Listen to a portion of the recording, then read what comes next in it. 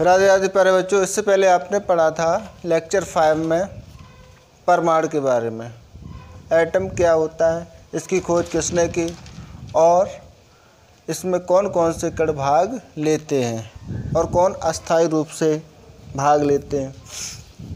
आज आप पढ़ेंगे परमाणु क्रमांक क्या होता है, परमाणु भार क्या होता है। तो बेटा परमाणु क्रमांक जो होता है एटॉमिक नंबर, एटॉमिक नंबर क्या है। कोई आपका एलिमेंट है, कोई तत्व है, उसके नाभिक में, जैसे मान लो ये कोई आपका परमाणु है,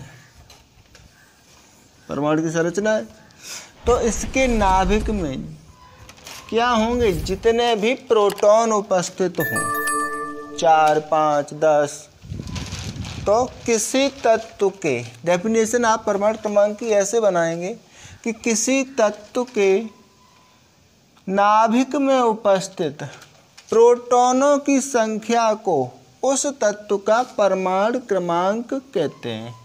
तो किसी तत्व के नाभिक में उपस्थित प्रोटॉनों की संख्या को उस तत्व का परमाणु क्रमांक कहते हैं। इसे बेटा जेड से प्रदर्शित करते हैं, इसको जो निरूपित करते हैं, प्रदर्शित करते हैं, वो जेड से प्रदर्शित करते हैं।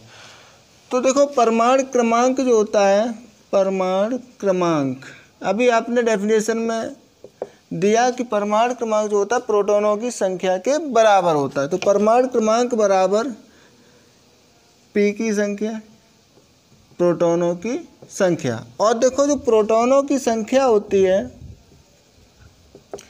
वो आपके इलेक्ट्रॉनों की संख्या के बराबर होती है।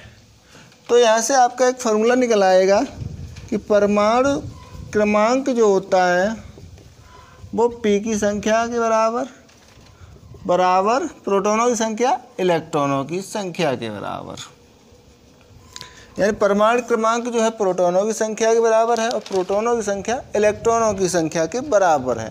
तो परमाणु क्रमांक को जेड से, तो जेड बराबर पी है और पी बराबर ए। तो परमाणु क्रमांक क्या है, किसी तत्व के नाभिक में उपस्थित प्रोटॉनों की संख्या को उस तत्व का परमाणु क्रमांक कहते हैं, जिसे जेड से प्रदर्शित करते हैं। तो जेड बराबर पी और पी बराबर ए। इसके बाद आप देखेंगे द्रव्यमान संख्या क्या होती है, एटॉमिक मास, परमाणु भार किसे कहते हैं। परमाणु भार क्या होता है, इसे बोलते हैं एटॉमिक मास।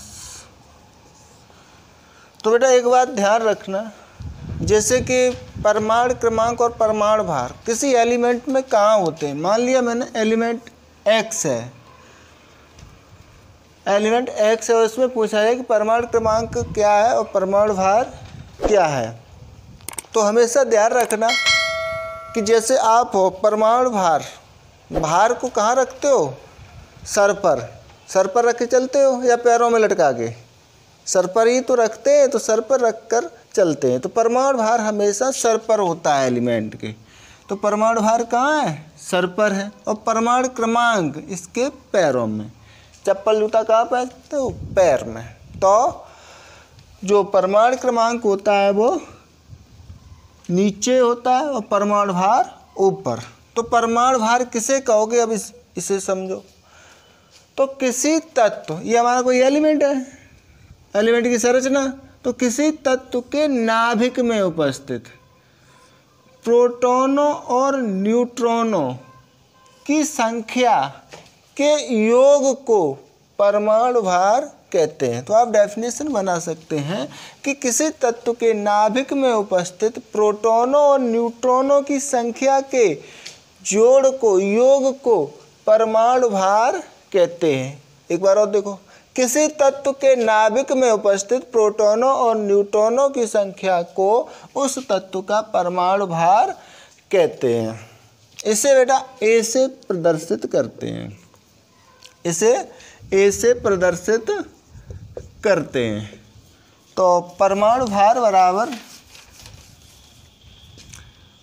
परमाणु भार बराबर क्या हो जाएगा, P की संख्या प्लस N की संख्या, यानी प्रोटॉनों और न्यूट्रॉनों की संख्या के योग को ही तो परमाणु भार कहते हैं, और परमाणु भार को A से प्रदर्शित करते हैं। तो A बराबर P और प्लस N, यानी कि प्रोटॉनों और न्यूट्रॉनों के योग को परमाणु भार कहेंगे।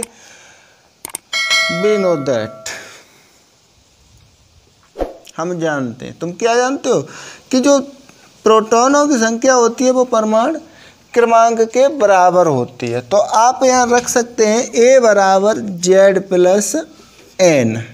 A हमारा क्या परमाणु भार है, Z क्या परमाणु क्रमांक है, और N क्या है न्यूट्रॉनों की संख्या।